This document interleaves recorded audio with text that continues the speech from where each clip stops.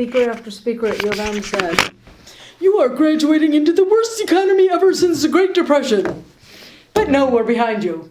And your parents' basement is waiting." I mean, basically, that's over and over. They kept saying that. It's like, oh, this is such a wonderful thing. So when I was in graduate school, we used to study a lot about adolescence. And we talked, and the term, it was an Ericksonian term, it was a term that adolescence is a moratorium. So adolescence is a time when you're not required to make any real decisions, and you can try different things out, and so you can help develop your identity. What they're saying now is that moratorium is being pushed forward. So it doesn't stop with 18, 19, or 20. It goes until 25 to 30. Right. I was visiting somebody just this weekend, and they have a 23-year-old at home. And so the father was saying, so he graduated college, and now he's just got an entry-level position. He's not really hustling. And the father said, well, now's the time for him to pursue his dreams because he'll never have a chance to do so otherwise. So this 20-something period is looked upon now as a period of not settling in, but experimenting. But the Jewish Federation, in particular, allows or encourages our children to do just that. We put an incredible amount of funding into our young adults at 22, 23. Next gen. Especially in Detroit, giving these kids or our kids internships and positions that let them explore for 2 years and get a paycheck, but we pull out that rug out from under them when they're 24, 20, and then they have to start the path. And well, we also delay it the fact that when we graduated high school, you go to college, and now the gap year is the norm. It's like, yeah, I must take, this time to explore and to go to Israel or to go to Europe or to just sit on my butt for a year. I mean, it's like all these kids, they expect to take that, and so that delays it on that end. And then they get out and they end up in the Gen X world of, okay, now do this before you. So anyway, it's not new. It's not new. Right. So it's rage like a sea. So it isn't a new thing. It's obviously been going on for a long time. All right. So the next one doesn't so much talk about parenting issues, contemporary parenting issues, but I chose it because it deals with something that we tend to ignore in the Torah. So this is a poem by Judah ben Samuel ibn Abbas. He was born in Fez and spent much of his life in Syria and Aleppo. And he died in 1167. He was a contemporary of Yehuda Halevi, who we just mentioned above. So this is a poem about the binding of Isaac. This is a poem, but you'll see what's special about it. Well, I won't say anything more to you about it until you read it, but it's got a whole unique aspect to it that we don't find in the original text. Whose turn is it? Barbara? Okay. Selections from At the Hour of Mercy. So this isn't the whole poem. Then Abraham said to Sarah, "Your beloved Isaac has grown up, but he has not yet studied the worship of God. Let me go and teach him what God has ordained for him." "Go, my lord," she said, "but do not go far." He answered, "Let your heart trust in God. See how my mother's joy is gone? The son she bore when she was 90 years old has fallen prey to the slaughtering knife and the fire. Where shall I find someone to bring her comfort? I'm sorry for the mother who must weep and sob. The knife makes me cry out, 'O Father, sharpen it and bind me securely as the fire consumes my flesh. Then gather the remains of my ashes and say to Sarah, this is the sweet savor of Isaac.' All the angels of the chariot cried out. Ophanim and Seraphim begged for charity and implored God to spare this prince. Oh, redeem him, appoint a ransom for him. Do not let the world be left without its moon." Then the Lord of heaven spoke to Abraham.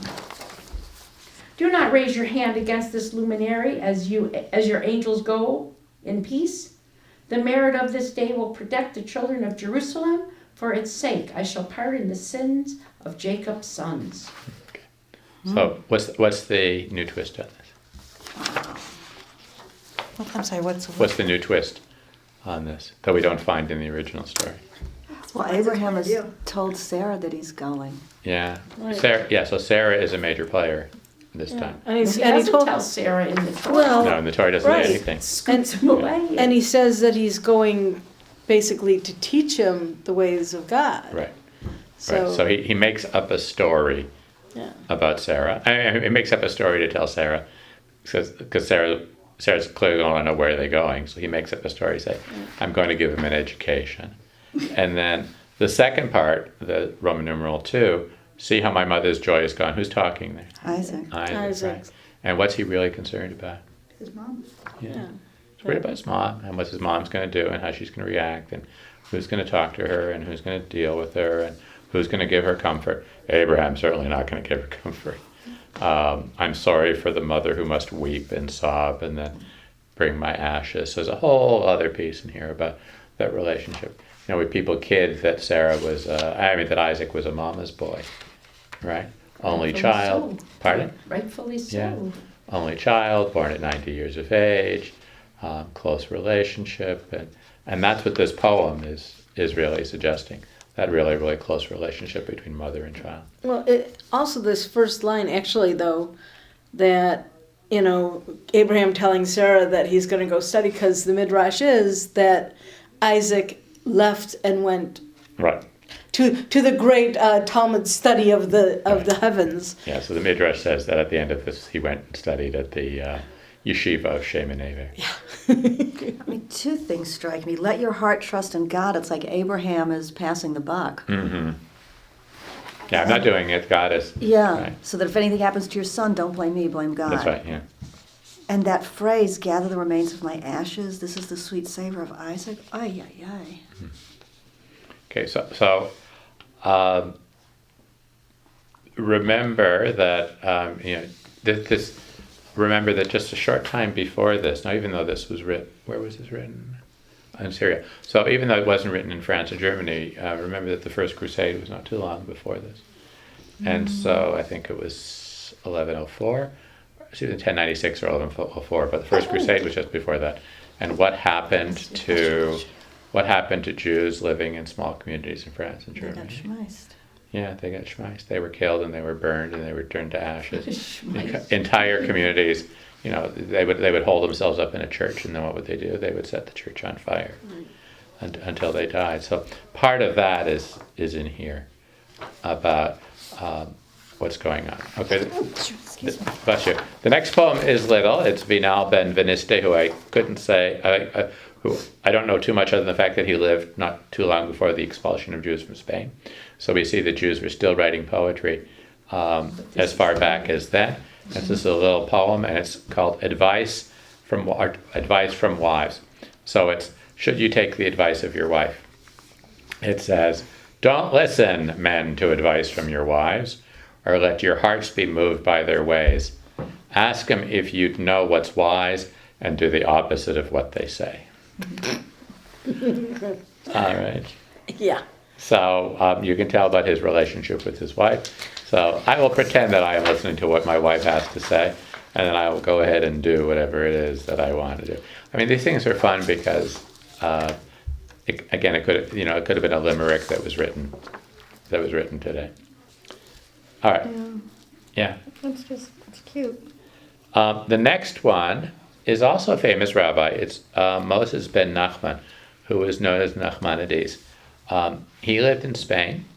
He was a famous rabbi. He was a courtier. He worked for the kings, and towards the end of his life, I think he was already in his 60s. He was commanded to participate in a disputation with the church. So disputations were debates that were rigged to talk about the relative benefits of Christianity versus Judaism. So he was the leading Jew of his time. He didn't want to do it, but finally he did do it. And we have two accounts of it. We have an account from the Christian side, and we have an account from the Jewish side. the Christian side said, we won, we did great. We showed Nachmanides he didn't know what he was talking about. And Nachmanides said, I did great, and I really won. He probably did a really good job, because shortly after the disputation, he had to run away. He had to flee the country. So he fled to Israel, and he lived out the rest of his life there. In the 10 years or so that he still lived, he was responsible for reviving the Jewish community in Jerusalem. He even started a synagogue that even today is called the Ramban Synagogue in the old city of Jerusalem. So what we have here is 2 letters that he wrote. One to his son whose name was Solomon, and the other to his son whose name was Nachman. So Nachman was named after his grandfather, and Solomon, I'm not sure who he was named after. So when we read through these, what's really interesting about these stories is that he has very different advice to give to his 2 sons. So he's far away, okay? He's in Israel. He's writing letters to his sons telling them how they ought, what they ought to do and how they ought to behave. So Lisa, why don't you read both of them, and then we can talk about the similarities and differences between the 2. Okay. To Solomon, now my son, if you will measure yourself with Solomon. I'm sorry for stopping you, but so Okay. if you'll measure yourself with King Solomon, okay, that's what he's saying. Okay, keep going. You will find yourself to be a worm, not a man, but merely an insect. Nevertheless, if you will seek God, he will magnify you, and if you will forsake him, you will be cast out and forsaken. My son, take heed that you read the Shema morning and evening, and that you say the daily prayers. Have always with you an accurate pentateuch, and read in it the lesson for each Shabbat. Be especially careful to keep away from women of the court. Know that immorality is an abomination of our God. My son, remember me always, and let the image of my countenance be never absent from before your eyes. Love not that which I hate. God, who is good and the dispenser of good, shall increase your peace and prolong your life in happiness, and promote your honor according to your wish and to the wish of your father who begat you. Okay, so that's the number 1. So try to keep in your mind what he's telling his son he should do. What are the things that he should keep track of? Okay, now let's hear about the other side. And to Nachman, hear, my son, the instruction of your father, and don't forsake the teaching of your mother. Get into the habit of always speaking calmly to everyone. This will prevent you from anger, a serious character flaw which causes people to sin. Once you have distanced yourself from anger, the quality of humility will enter your heart. This radiant quality is the finest of all admirable traits because, following humility comes the fear of the Lord. When you think about all these things, you will come to fear God who created you, and you will protect yourself from sinning, and therefore be happy with whatever happens to you. Also, when you act humbly and modestly before everyone, and are afraid of God and of sin, the radiance of his glory and the spirits of the Shekinah will rest upon you, and you will live the life of the world to come. Therefore, I will now explain to you how to always behave humbly. Speak gently at all times, with your head bowed, your eyes looking down to the ground, and your heart focusing on Hashem.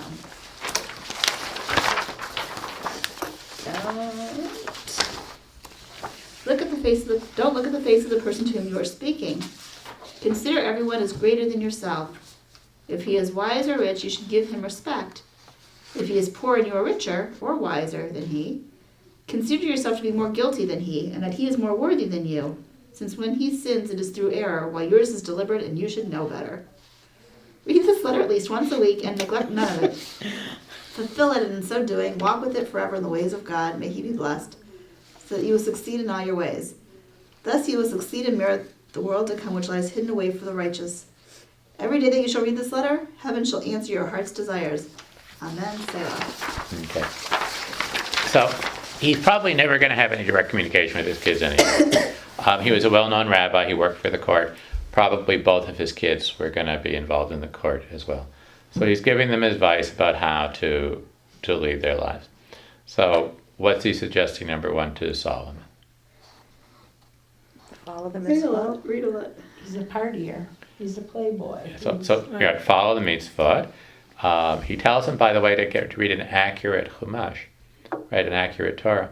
So what does that mean? There were a lot of Fake ones. right, a lot of fake ones. There are a lot because Or ones that he didn't agree with. right, but also there was no Right. printing at this Right. point. There was no printing press, so you had to make sure that what you got was a good copy. But he was a a playboy. Who did he have to stay away from? The women of the court. The women of the court. Yeah. It doesn't say to stay away from just women, but women of the court, which are probably the not so nice women. Right. But also just warning him about being immoral. Yeah. Yeah, being immoral, and to use somewhat contemporary language, he's warning him not to be a womanizer. So you got an eye for the women and stay away from them, and the women of the court are probably not Jewish on top of everything else. So that becomes another issue too, which is probably why you need to read the Torah, make sure you stay on the straight and narrow. And be careful to honor yourself. You Right. know? And just in case you have a big ego and you think a lot of yourself, what does it say in the first paragraph? If you compare yourself to King Solomon. King Solomon, Right. and then you're nothing but a bug. That's right. You're an insect Worm. compared. So be worm. humble, stay away from the women of the court, read the Torah every day. The other one, Nachman, Anger control problems. yeah, he's got anger management Humility. problems. Yeah. Right. He's arrogant, Yeah. cocky. I like the first guy better. He doesn't seem to have as many problems with women, but he has problems with everything else. That's right. So he's got very different words for each of Right. his children. He and the younger one has got really anger management problems, and he knows if he doesn't control his temper, he's going to have So problems. these could technically be ethical wills. Right. that Yeah. they- Right. Technically, they could be. And it's interesting that I don't know if Nachman is younger or not, but for Nachman, not only does he tell him that he needs to control his anger, he tells him how to control his anger. Right? He tells him how should you behave towards others in order to maintain yourself. Therefore, I'll explain how to behave humbly.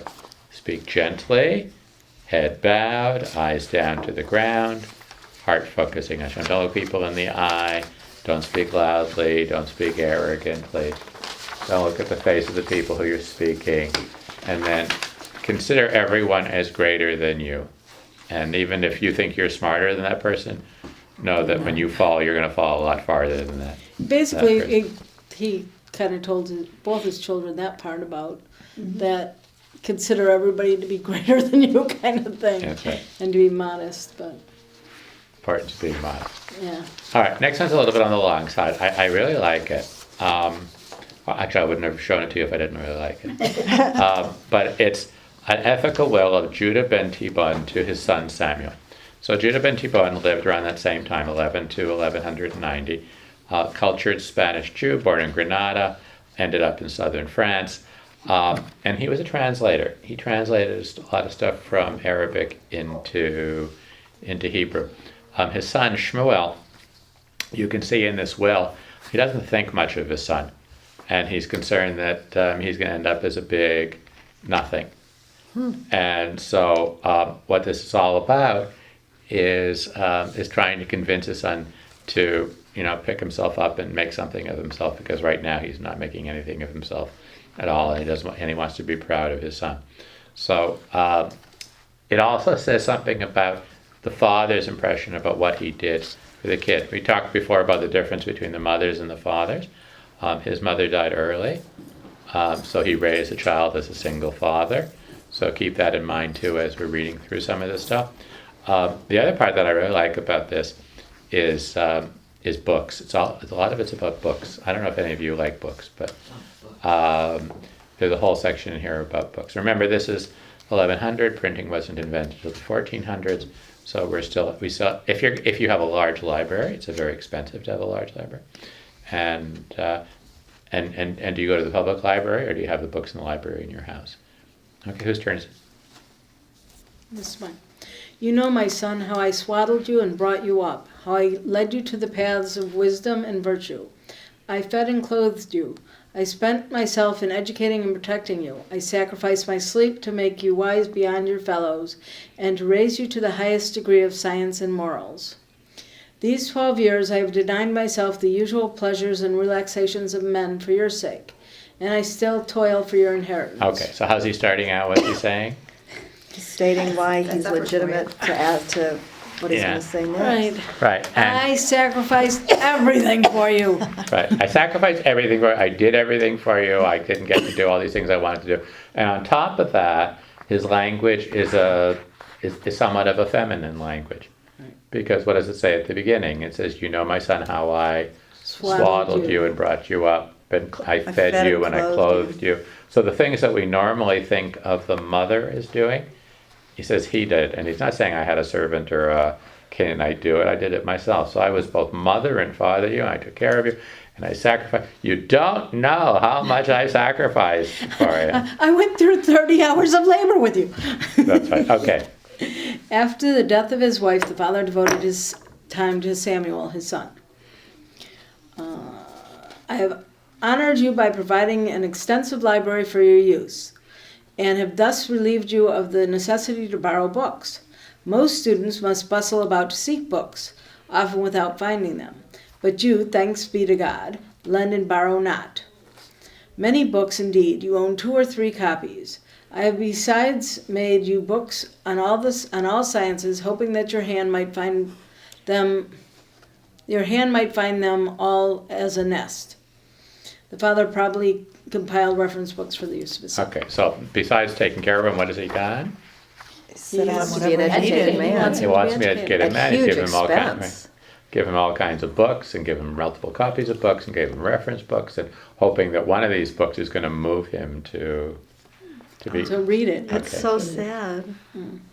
Seeing that your Creator has graced you with a wise and understanding heart, I journeyed to the ends of the earth and fetched for you a teacher in secular sciences.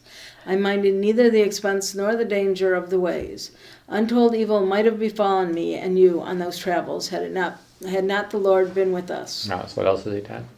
So he gave him a teacher. Yeah, he gave him tutors. So he's saying that the kid is smart. So at least he's giving him. He says, that you're wise and have an understanding heart. So Yeah, I I've mean, given you it's kind of- every opportunity. Right. I so taught. he's I bought kind you of books. praising him. How old do you think the son is at this point? That's what it just said. Well, no, it 12, said 12. He's been taking care of him for 12 years. So if the mother died at death, then at birth, then he's 12. Otherwise, he's probably Okay, like 14. so just keep that in mind as we read Right. through. But you, my son, did deceive my hopes. You did not choose to employ your abilities, hiding yourself from all your books, not caring to know them or even their titles. Had you seen your own books in the hands of others, you would not have recognized them. Had you needed one of them, you would not have known whether it was with you or not. Without asking me, you did not even consult the catalog of your library. Oh, so here it is. Remember, what does the father do for a living? He translates and he writes books. Right, he writes books. And he wants his son to do the same thing. And he bought him all these books. He wants his son to be in the family business. And what does the son do? He sits around and plays with his little Game Boy. Game Boy That's all right. day, yeah. Doesn't want to do it. Okay. Right. Therefore, my son, stay not your hand where I have left you, but devote yourself to the study of the Torah and to the study of medicine. But chiefly occupy yourself with the Torah, for you have a wise and understanding heart, and all that is needful on your part is ambition and application. I know that you will repent of your past, as many have repented before you of their youthful indolence. Indolence. Okay, so he is much like the kid who won't grow up, right? Yeah. We saw it before. He's in this stage where he just doesn't want to do anything. He's just hanging out. He's relying on his father. Go study Torah. Become a doctor. Do Something. Yeah, do something. Okay. My son, examine regularly once a week your drugs and medicinal herbs, and do not employ an ingredient whose properties are unknown to you. I have often impressed this on you in vain. Okay, so he wants his son to be a good doctor. Yeah, so what's he so saying? it's- Don't use drugs that are out of date. All right. Right, he's saying that, Or don't use medicinal drugs. No, or he's- recreation drugs. Don't be a really. stoner. Yeah, Well, but he's actually telling him to examine the drugs that it doesn't say that he's taking them, but the drugs that he's prescribing, maybe? well, he wants to be a doctor. Yeah, So the be father a good probably- pharmacist or doctor or whatever. Okay. My son, I command you to honor your wife and your... Okay, so over 12. I command you to honor your wife to your utmost capacity. She is intelligent and modest, a daughter of the distinguished and educated family. She is a good housewife and mother, and no spendthrift. So not only is he not a kid, but he's a married father. and he's a father. We don't know So- about his kids yet, right? Pardon? We don't know how old his kids are, but he's saying you're father, Yeah. and you still haven't found your way in life Like yet. she's an Ishikayo. Right. She's a good housewife and mother, and no spendthrift. Her tastes are simple, whether in food or dress. Remember her assiduous tendency Oh, God. of you in your illness. Oh, so maybe he is taking these drugs. Though she has been brought up in elegance and luxury. Remember how she afterwards reared your son without man or woman to help her. Were she a hired nurse, she would have earned your esteem and forbearance. How much the more, since she is wife of your bosom, the daughter of the great. Aren't you bound to treat her with consideration and respect? To act otherwise is the way of the contemptible. The Arab philosopher says of women, none but the honorable honors them. None but the despicable despises them. So what does he think about his son's relationship with his daughter-in-law? He He's sounds not like he very really good to likes her. her. He Yeah. likes her. Not right. So it sounds like he really likes her. Right. Right, that So- she's a good person Yeah. and he's not treating her well. Right. He's not treating. We're not treating her with respect. And what happened when he got sick? She took She care took of care him. of Yeah, him. she took really good care of I him. sort of think that he was abusing drugs. And Could have been all that. I mean, just Mhm. from the interpretation of the other page, you know, just be careful of your drugs and medicinal herbs. Don't take an ingredient that you don't know. Hmm. And then to turn around and say you were ill, your wife cared for Maybe. you. Okay. Wow. Possibility. I don't Yeah, know. like you said, maybe he's a stoner. Right. I All like right. Deborah's turn. If you would acquire my love, honor her with all your might. Do not exercise too severe an authority over her. So what's that mean? Do not. Don't Be beat your abusive. wife. Yeah, don't be abusive. Yeah. Don't be abusive of your wife. Our sages have expressly warned men against this. If you give orders or reprove, let your words be gentle. Enough is it that your displeasure is visible in your look. Let it not be vented in actual rage. So you can look at her like meanly, but don't hurt her. Let your expenditure be well ordered. It is remarked in the choice of pearls. Expenditure properly managed makes half an income. There is an olden proverb, go to bed without supper and rise without debt.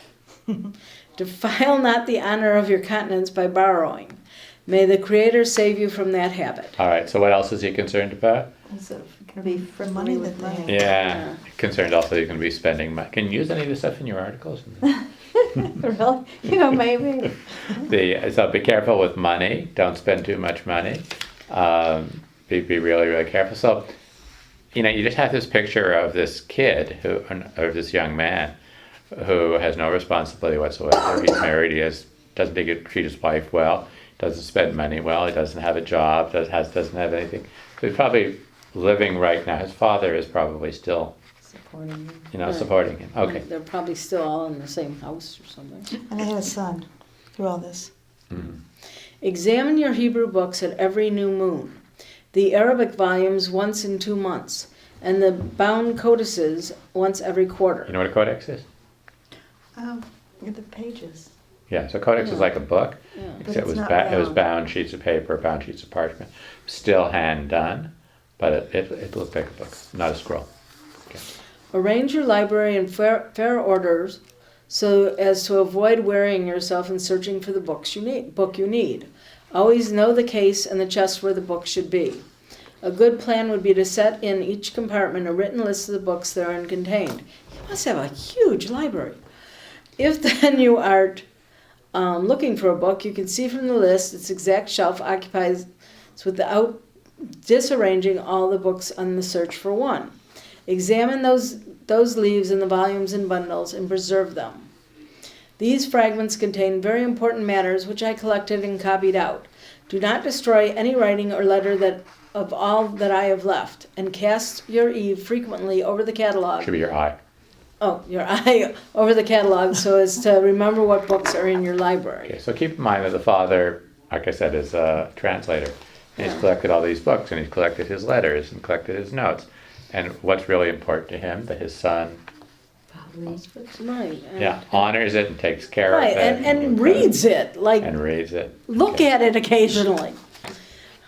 Never intermit your regular readings with your teacher. Study in the college of your master on certain evenings before sitting down. Read with the young. Whatever you have learned from me or from your teachers, impart it again regularly to worthy pupils, so that you may retain it. For by teaching it to others, you will know it by heart, and their questions will compel you to precision and remove any doubts from your own mind. Okay, so what's he saying about it? This is a really good rule of education. So what's he saying here? In terms of... Use your information, teach it. Right, and by... You review By it. That's teaching right. it, you will learn. That's right. By teaching it, you will Review it. you will learn. Yeah, you will learn. You'll review it, and then people ask you questions, and then by asking questions, then you have to figure out what the answers are, and then it helps you better understand it. I enjoin on you, my son, to read this, my testament, once daily at morn or at eve. Apply your heart to the fulfillment of its behests, and to the performance of all therein written. Then wilt you make your ways prosperous. Then shall you have good success. Sounds like a nice father. Pardon? I said it sounds like a nice father, Yeah. the way he's talking. I mean, it's so bittersweet and contemporary. Right. Meaning... It could be written today. Mhm. Yeah. Totally. What's the book? I know I'm not helping. It's like around like the time of Musar, where it's the ethical will. I think it's from Letters to My Father or something. I'll have to bring it next Okay. week. But it's that whole idea. It's a whole book that. Yeah. Okay. Yeah, bring it next week. So the nice thing about this is that if you look back at the beginning of it, where I have the little bio at the beginning, end of the fourth line, it says, his son, Shmuel ibn Tibon, eventually lived up to his father's expectations and succeeded in becoming an even greater translator than his father. Samuel's most valuable piece of work is the translation from Arabic into Hebrew of Maimonides' Guide for pretty. the Well, I'm Perplexed. sorry, Right. where were you reading that? Oh, at the beginning of the Right, piece. the intro. Oh, okay. So he's the one who wrote the book of my bookcase. So, and like you just said, the Guide to the Perplexed is not an easy book. It probably wasn't easy to Right. translate from the Arabic, and he did that. So eventually he learned. But you're right. This could easily have been written with some minor changes Right, and it's... to today. You know. So obviously the kid did read this to himself, and eventually it stuck. That I got to get off my butt and I got to actually, study something. Do we know when he left Spain and went to Lunel in southern France? Could probably find out, but I don't know offhand when that happened. So you really get a sense by reading these things of what family relationships were like, and expectations, and how things haven't changed so much in 900 years in terms of what we want for our kids and how we relate to our kids. All right, They lived pretty long lives for back then. I mean, Judah lived about 70 years, and the other guy lived about 80. That's, yeah, some did. yeah, All right, the next one. that's not a good life. The next one is Eliezer of Mayence in Germany, and the nice thing about it, but the different thing is everything we've read so far has been big rabbis with huge amounts of education, and rabbis who have books, and rabbis who are doctors and work in government. This was a simple guy, and it says in the intro, he was not a rabbi, known simply as a chaver. So he was just a member of he was just a guy living in the town, but he's writing something to his son. These are the things which my sons and daughters shall do at my request. They shall go to the house of prayer morning and evening, and shall pay special regard to the tefillah and the Shema. Because the tefillah is the Shemona Esrei. And it's interesting here. Who does he want to go? Who does he want to go to school? The daughters. His daughters too, right? Yeah, so even though his daughters are not obligated, he wants his sons to daven. He wants his daughters to daven, and do the Shema Ne'emida every day. Okay. Wait.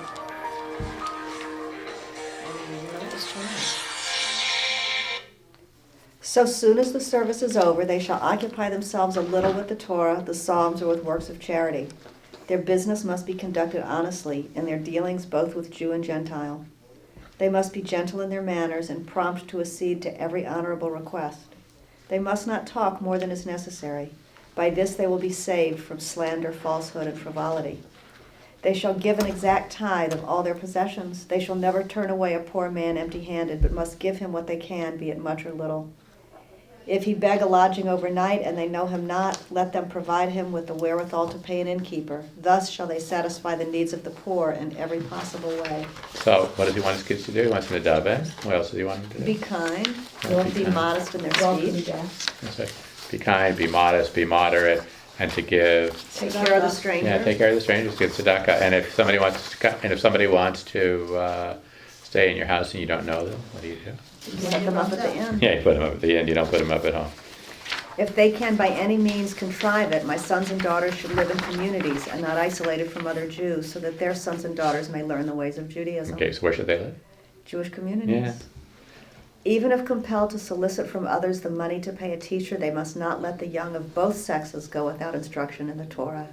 Marry your children, O my sons and daughters, as soon as their age is ripe, to members of respectable families. Boys of 13 and girls of 12 were considered ready for marriage. Let no child of mine hunt after money by making a low match for that object.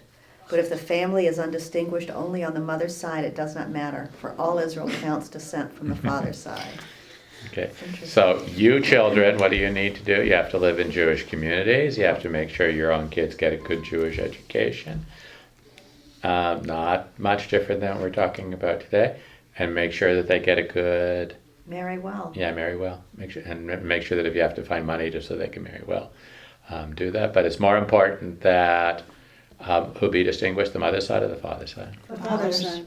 Father's side, okay. Be very particular to keep your houses clean and tidy. I was always scrupulous on this point, for every injurious condition and sickness and poverty are to be found in foul dwellings. Be careful over the benedictions. Accept no divine gift without paying back the giver's part, and his part is man's grateful acknowledgement. Okay. So what do you have to do to your house? Keep it clean. Keep it Yeah, clean, keep it clean. so you don't get sick. So you don't get sick. On holidays and festivals and the Sabbaths, seek to make happy the poor, the unfortunate, widows and orphans, who should always be guests at your tables. Their joyous entertainment is a religious duty. Let me repeat my warning against gossip and scandal, and as you speak no scandal, so listen to none. For if there were no receivers, there would be no bearers of slanderous tales. Therefore, the reception and credit of slander is as serious an offense as the originating of it. The less you say, the less cause you give for animosity, while, Proverbs, in the multitude of words there wants transgression. Okay, so here it's... Again, Lashon Hara. Yeah, it's Lashon Hara. I mean, you read this and you can understand... I mean, you might not know the man, but you can see how much of a mensch he was. He just wants his children to be mensches, people. right? Good people. He wants to be good people. I beg of you, my sons and daughters, my wife, and all the congregation, that no funeral oration be spoken in my honor. Do not carry my body on a bier, but in a coach. Just do carry. Yeah, but it should be do not. You Oh, carry- Well, how does she know? Wash me clean, comb my hair, trim my nails, as I was wont to do in my lifetime, so that I may go clean to my eternal rest, as I went clean to synagogue every Sabbath day. It's so poignant. If the ordinary officials dislike the duty, let adequate payment be made to some poor man who shall render this service carefully and not perfunctorily. So he wants his house clean, and he wants to be clean himself. to be clean when he goes to his final rest. And if the normal people in the Chevra Kadisha don't want to do it, if the people in the Chevra Kadisha don't want to do it, then find somebody else to do it. Why might not the regular officials want to do it? Because if he was a poor man, he might be dirtier. Yeah. Well, And also it says he lived through the Black Death, so, if he's, people may be afraid of the dead bodies at this point. Mm-hmm. At a distance of 30 cubits from the grave, they shall set my coffin on the ground and drag me to the grave by a rope attached to the coffin. Okay, so what we're finding out Ew. now... Now that's just weird. Yeah, right. It sounds weird, but what we're Interesting. finding out now is these were funeral customs of the time. So we're learning a little bit about how they did things differently. This is a symbolic punishment to atone for sins committed during lifetime and probably to anticipate the punishment of hell. Hibut HaKever. Yeah. Every 4 cubits they shall stand and wait a while, doing this in all 7 times, so that I may find atonement for my sins. Put me in the ground at the right hand of my Father, and if the space be a little narrow, I am sure that he loves me well enough to make room for me by his side. Okie dokie. If this be altogether impossible, put me on his left or near my grandmother Ura. Should this also be impractical, let me be buried by the side of my daughter. Oh, so you'd already lost a child. Yeah, I really lost This it. is beautiful. So there obviously was a lot of superstition going on at this point. If this was a burial custom of drag you and then stop and then You're They out of still the coffin? Is that what they're saying? Or that's what it sounds like. Yeah, they No, probably but had he's a- still in the coffin, just dragging him. No, Yeah. it says drag rope me by attached to a the rope coffin. attached to the coffin. It's Right, it's- right. So he's in the coffin when they're pulling Yeah. him. okay, that's Yeah, but what it's I'm not trying his to dead figure body, out. that wouldn't be. Okay, I'm saying, it yeah, sound, to me it sounds like he's behind the coffin and they're That's how it dragging. sounded Okay, to me. then it's not as creepy as I was imagining. No, they shall set my coffin on the ground and drag me within the coffin to the grave by a rope attached to the Then coffin. we have other customs that are similar to that, like when we say Kaddish, for the 11 months, to make sure that our soul, Right, No, and our sins so, are atoned for. Right. and maybe we didn't have those customs, Because it's drag in me, the it doesn't say drag me in 11th the century or coffin. the 12th century. Right. I'm sure we didn't, but Right. they're taking care of it in a No, different and way. just like he said that he wanted to be buried clean and take care of his fingernails, he wants to know that when he goes to his grave, his sins will be taken care of. That's important for him. So, He's a good guy. oh, he's a very good guy. But what's Yeah, even- was there something that it had to be done every 4 cubits? Yeah, I don't know what it was, but Because there it was probably 7 was something. times, so. Yeah, so there's probably something, I don't know what it was, but yeah, it's clear that part of the custom. But then you think that a man that could write something like this has raised his children with these same values. But that doesn't mean they're gonna follow them. No, but No, I mean, and that's why think- he's writing it, I mean, You know that he's writing it, but you have to think that that he did give them a clean home. And that he did dress them up and take them to shul, or because he's Yeah, well, he's telling them to follow in reiterating these, in these things that ways. we've done. These are the things that, the foundation that I've laid for you. Yeah, this is different in tone than the other ones we read. The other ones we read, This is very there's lovely. a sense of admonishment in the other ones. Right. Don't be a womanizer, don't lose your temper, don't abuse the books. This one is simply saying, this is what I expect you to do. It's Right, like, and this is the way we run our lives, this is the way I want you And to. it's like writing a living will, and this is how I want you to bury me. These are my requests, and that's kind of like something that has come back that people have been doing more Right. now. Right. But the one of Judah ibn Hatibon started with this preamble of, because I did all this for you, like setting the sun up, I did this for you, so now listen to me. Where this one, these are the things which my sons and daughters shall do at my request. Right. So he's coming from a whole different place of, where he is in himself. Right.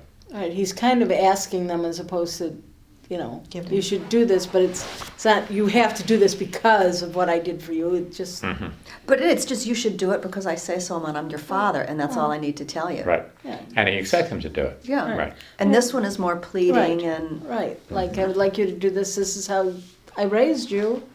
And so it's But Yeah. because he's made, they're such simple sentences that flow, I have to believe that his children knew how to do these things. I think that they knew to welcome guests at the festivals, and they, or they knew to open their home, or that he didn't speak poorly of others, Yeah, he and did. so they He didn't have to go into a lot of detail. this is it, don't forget to do these things because this is how we've always done it, is the feel that I get. Right. and he isn't a rabbi, so he's just he's a common person, and he's talking. This is the way more we lead of a- this is the way we're supposed to lead our right, lives. right. So it's not. We're running out of time, and I really want you to see this last one. So the two texts below were chosen to help us learn a little about the daily life of Jewish family, to during times of relative calm. The poems are elegies devoted to the lives of Dulce of Worms and her 2 daughters, composed by her husband Eleazar. Eleazar was a rabbi, author of scholarly works, and leader of the community.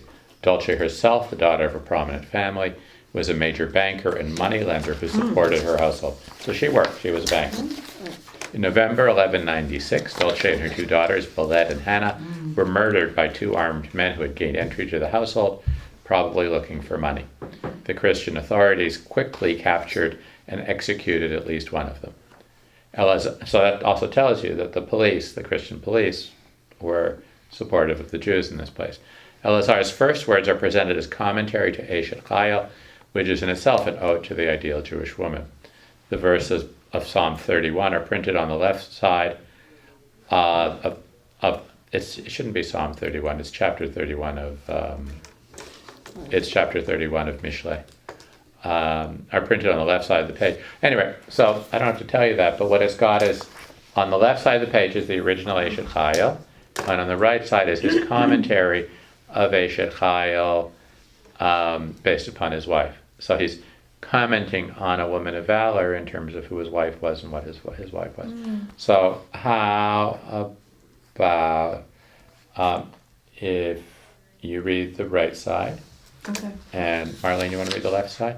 So you read a line on the left, and we'll just go back and forth. So I'll do, Right, You start with what a rare find is capable wife. what a Right. rare find is a capable wife. Such a one was my saintly wife, Mistress Dulce. A capable wife. The crown of her husband, the daughter of community benefactors, a woman who feared God, she was renowned for her good deeds. Her husband put his confidence in her. She fed him and dressed him in honor to sit with the elders of the land and involve himself in Torah study and good deeds. She was good to him, never bad all the days of. His life with her, she made him books from her labor. Her name signifies pleasant. She looked for white wool for fringes and set her mind to them with a will. She set her mind. To fulfill divine commandments, and all who observed her praised her. She was like a merchant fleet, bringing her food from afar. To feed her husband so that he might immerse himself in Torah. Her daughters saw her and declared her happy, for her merchandise was excellent. She supplied provisions for Her and bread to the boys. Oh, for her house, huh? Household, she's been And household. bread to the boys, okay. Okay. How her hands worked the distaff. To spin thread for books. Vigorous in everything, she spun threads for phylacteries and prepared sinews to bind together scrolls and books. She was as swift as a deer to cook for the young men and to fulfill the needs of students. She girded herself with strength. And stitched together some 40 Torah scrolls. She prepared meat for special feasts and set her table for all the community. Judging wisely. She adorned brides and brought them to the wedding in appropriate garments. Pleasant bathed the dead and sewed their shrouds. Her hands. Stitched the students' garments and torn books. From her toil she often contributed to Torah scholars. She gave generously to the poor. And fed her sons and daughters and her husband. She enthusiastically fulfilled the will of her Creator day and night. Her lamp Never. went. I'm sorry. What? Never. Her lamp Never. never went out at night. She prepared wicks for the synagogue and the study rooms, and she said psalms. She invoked Pitum HaKatoret and the 10 Commandments. In all the cities she taught women, enabling their pleasant intoning of songs. Her mouth was full of wisdom. She knew what was forbidden and what was permitted. On the Sabbath she sat and listened to her husband's preaching. Outstanding in her modesty, she was wise and well-spoken. Whoever was close to her was blessed. She was eager, pious, amiable in fulfilling all the commandments. Her legs ran to visit the sick and to fulfill her Creator's commandments. She fed her sons and urged them to study, and she served the Holy One in reverence. She was happy to do the will of her husband and never angered him. Her actions were pleasant. May the eternal rock remember her. May her soul be enveloped in the wrappings of eternal life. Extol her for the fruits of her hands in paradise. Isn't that beautiful? Yes. I mean, this guy really loved his wife. He didn't just, And how Have beautiful her. to set it against Right. Eshet Chayil. Mhm. Ah, yeah, he wasn't just like, this is my wife, she does whatever, Yeah. she's my slave. This guy seemed to have, Right. So she was Perspectives number of one, a life. very, very capable and competent woman. She was involved in multiple things. She was involved in things that in today's world you wouldn't think women would be doing. So she would sell Torah scrolls, right, and make stuff for tefillin. She was very involved in the community. She was involved with her family, and you're right. You can tell that she really loved the family. So how did she get to stitch the Torah scrolls together? I mean, she worked with a sefer? Well, she didn't. She probably didn't write the Torah scrolls. Right, but she stitched the Yeah, cloth. she would stitch the cloth together. She just couldn't write them. But that she was allowed Usually, near right, them to that sew even them. touch- Right, which is telling you something about the role The of women community. in that Well, community. Yeah, right, that- that she must have been very well respected. Mhm. Right. And her husband was a rabbi, so clearly that was something she was allowed to do. So that'd be a question. It would be a question to ask an Orthodox rabbi if today, is it okay for a woman to sew together a Torah scroll? I don't know the answer to that. I mean, I've never I heard would, of I it. would think not, but Yeah. I don't know. so why don't you read, Barbara, just read the last part. Could So- they mix, could they mix the ink, you know? Yeah. Well, what was a woman allowed to do in that setting? Clearly, there was a lot. So this is only pieces of a poem that he wrote in memory of his wife and daughter. So I just wanted to include some pieces that he wrote about his daughters. Let me relate the life of my older daughter, Bellette. She was 13 years old and as modest as a bride. She had learned all the prayers and songs from her mother, who was modest and pious, pleasant and wise. The maiden followed the example of her beautiful mother. She prepared my bed and pulled off my shoes each evening. Bellette was busy about the house and spoke only truth. She served her Creator and spun, sewed, and embroidered. So she was a good girl, right? She did girly things, or things that were expected of girls. But what did she do for her dad? Took off his shoes in the Yeah, evening. isn't that nice? Right. So she prepared my bed. And even when talking about him, he's praising his wife as well. Right. So Yeah. that's really nice. It must have been an amazing family, an amazing, really, really close relationship. Okay, keep going. Let me tell you about the life of my younger daughter, Hannah. She was 6 years old and spun and sewed and embroidered, and she entertained me and she sang. Over and over my sins have found me out. All my sons and daughters are dead. Woe is me for my amiable wife. Woe is me for sons and daughters. I continue to grieve. The judge who judges me is faithful to me. He has cursed me on account of my transgressions and my crimes. So So he blames himself. as we read through this, I thought I was in Boston yesterday, and we went to visit. The husband of one of my wife's dear friends from high school and college, and she passed away about 9 months ago. She had pancreatic cancer, and was gone in 4 months from diagnosis to death. It was really, really, really quick. And it's 9 months since she died, and he loved her dearly, and much like this, and still in a deep sense of mourning. And so this rabbi saying, my wife died because of me. I must have died. My wife died, my children died, I'm being punished. And it's so sad to think about that. But you can tell the depth of his anguish, and he tries to deal with it by writing poetry. Are there more Are there more? of his poem? There may be. So I pulled this out of. The Baskin book? I pulled it out of this book. Okay. So Lauren Fine. she's an author in this Okay. book by Lawrence Okay. Fine. So if you want to check the book out and find Okay. it, if there's more, I just don't know. Really nice. That was Yeah, really it was. nice I like that too. compilation. Yeah, it gives you a good sense Yeah, it does. of different families. So next week, we're going to move forward, and we're going to move into the 16 and 1700s. I haven't put it all together yet, but I know that we're definitely going to look at the Mendelssohn family. Moses Mendelssohn was the one who brought modern Judaism into Germany. And we're going to look at his admonitions to his family, knowing that most of his kids converted to Catholicism in their lifetimes. And then we're also going to look at Gluckle of Hamlin. So we're going to look at some of her stuff related to her relationships with her kids and her husband, and her husband and her second husband. So it should be it'll be like this. It'll be family relationships in Germany, but I'll see what else. I'm gonna see if I can do one also from Renaissance Italy as well, so we can take a look at that. Thank you. Okay. We have 2 weeks left, right? Yeah, we have to come up with a date for the last week because I think we're supposed to stop next week.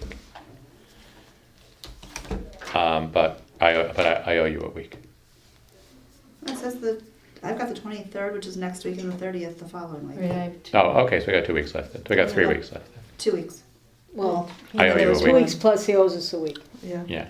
Okay. So next week will be the 1600s. The following week will be the 1900s. Well, I'd be very interested in hearing, to compare some of these child-rearing practices or these love letters, that were written here in the 11th century, 12th century, and then think about child-rearing today and, what the Torah says and how are we failing our children in some of our parenting practices. Yeah, we've been talking about that a little bit as we've been moving forward. I find it, more and more interesting when I look and I see. So just this love letter, I'm like, I want to take it home and say, Jeff, look at that, look at that. Yes, I hope you enjoyed reading it as much as I enjoyed putting it together because I really like these things.